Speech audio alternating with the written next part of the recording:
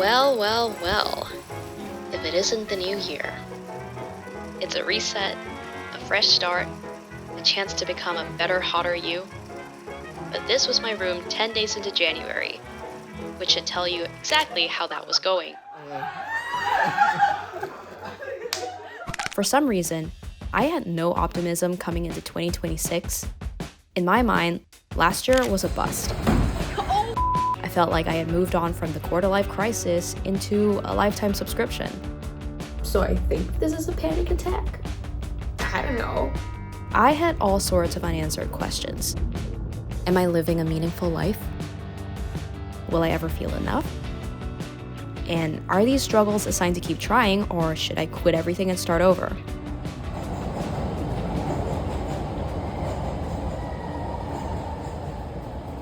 I think what hit me the hardest last year was getting passed for promotion.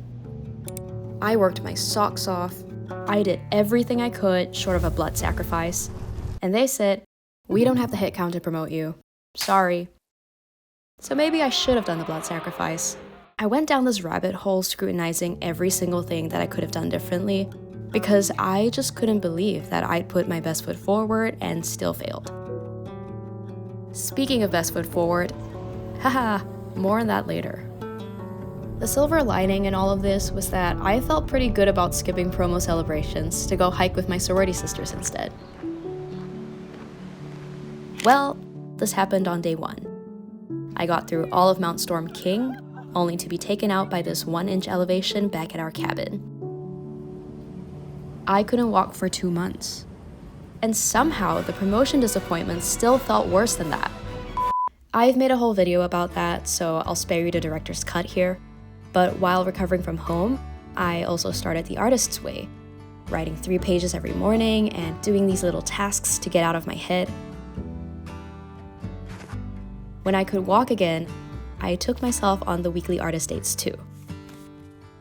It started with my neighborhood library, and every week I would walk a little further.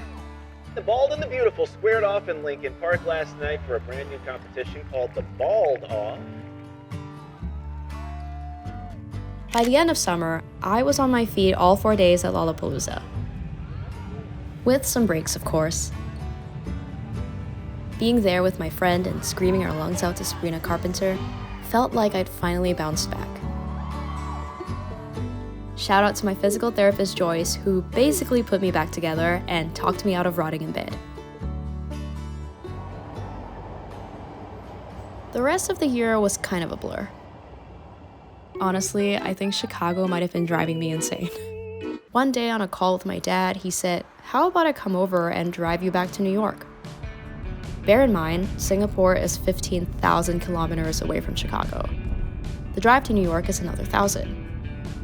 But he did it anyway.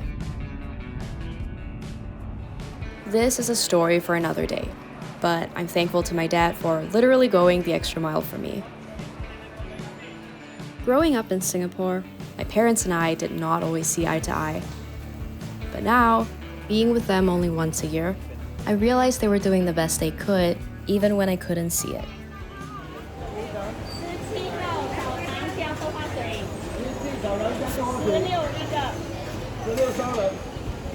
Besides Singapore, I had to burn through the rest of my miles, hotel points, and a concerning amount of unused PTO. As an introvert, I think I'm definitely one of those people who protected their peace too hard in college and is actively overcompensating in their mid-20s. But I also love the freedom of making friends as a grown-up and having big girl money to go somewhere fun together. It almost makes all the screaming, crying, and throwing up worth it, I think. So, obviously, I wasn't looking forward to the holidays ending. Which brings us back to today. On some level, I think I believed that if I stayed still, the rest of the world would too. Spoiler alert, it didn't. I eventually got up to clean my apartment and ended up, as one does, going through my entire memory stash. That's when it hit me how much of my joy and optimism last year had been overshadowed by work. I was stressed, I was tired, I was emotionally invested in corporate decisions beyond my control. But there were good moments too. One of my best friends got married. I got to be a rave mom for the first time. Even at work, I had colleagues who made the bad days a little less bad. Around the same time, I came across this idea about overthinking the positives. What if instead of assuming things would go horribly wrong, I considered the radical possibility that everything will be okay? I actually got to test this out last week. My friend Emily taught me some tectonic moves, which made me realize I wanted to learn whacking. And because this is New York, of course there was a whacking class happening literally the next day. As someone who's never whacked before, I was terrified of making a fool of myself. But then I thought, what if it actually goes fine? So I went, and true enough, it did. We learned a choreo to a song from Princess Mononoke. It was about rebirth, starting with us sprouting like saplings in a forest.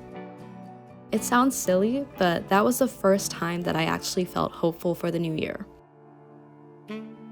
So if you're still finding your way this year, that's okay. January 1st is just a date, and any day can be a fresh start if you want it to be. Personally, I'm just gonna wing it and hope for the best.